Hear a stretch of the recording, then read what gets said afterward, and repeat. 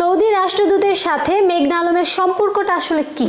অনেক ভালো সম্পর্ক। তো নুসরাত ফারিয়ার গ্রেফতারের বিষয়টি আসলে আপনি কিভাবে দেখছেন? আমার মনে হয় যে নুসরাত ফারিয়া একজন আর্টিস্ট এবং তাকে কোনোভাবে আসলে তার আর্টের উপর নির্ভর করে অযথা হয়রানি করা উচিত নয়। আচ্ছা আপু, আমি গুগলে আপনাকে নিয়ে সার্চ করেছি, কিছু প্রশ্ন এসেছে, সেখান থেকে কিছু আমি পিক করেছি যেগুলো আপনাকে এখন আমি জিজ্ঞেস করব।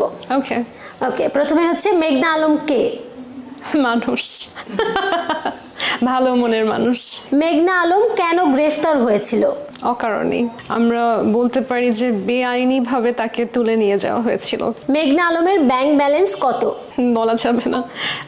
আমার নাকি ব্যাংক ব্যালেন্স তলব করা হয়েছে, তারা বেটার বলতে পারবে। মেঘনা আলমকে কতদিন আটক করে রাখা হয়েছিল? 19 দিন মনে হয়।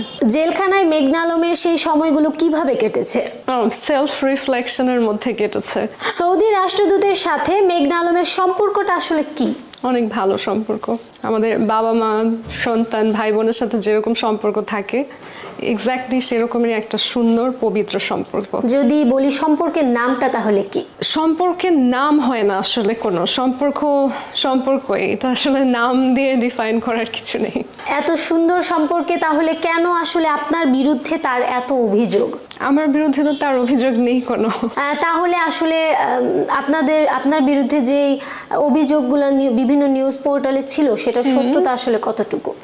সত্যি যদি বলি, নিউজ পোর্টাল বা নিউজ পেপারে আমাকে নিয়ে কি লেখা হয়েছে আমি নিজে সেটা এখন পর্যন্ত পড়িনি। এখন রাষ্ট্রদূতের সাথে সম্পর্কটা কেমন আছে? ভালো, এখনো ভালোই আছে। একসাথে কি দেখতে পাবো আমরা? এটা আসলে ফিউচার উইল টেল। বর্তমান সময়ে বাংলাদেশের কোন বিষয়টি আপনাকে আসলে সবচেয়ে বেশি চিন্তিত করে? আমি দেখতে পাচ্ছি যে চারপাশে প্রকৃত যারা অপরাধী বা আসামি তাদের ক্ষেত্রে কঠোর পদক্ষেপ না নিয়ে অনেক সাধারণ মানুষ আসলে মিথ্যা মামলায় ফেসে যাচ্ছে। আমাদের দেশের মানুষকে তো আসলে রাষ্ট্রের প্রতি, আমাদের রাষ্ট্রের আইনের প্রতি ভরসা রাখতে হবে, ভরসা রাখার জায়গা থাকতে হবে। তো এটা আমাকে অনেক ভাবায়। সম্প্রতি নুসরাত ফারিয়া গ্রেফতার হয়েছে, তো নুসরাত ফারিয়ার গ্রেফতারের বিষয়টি আসলে আপনি কিভাবে দেখছেন?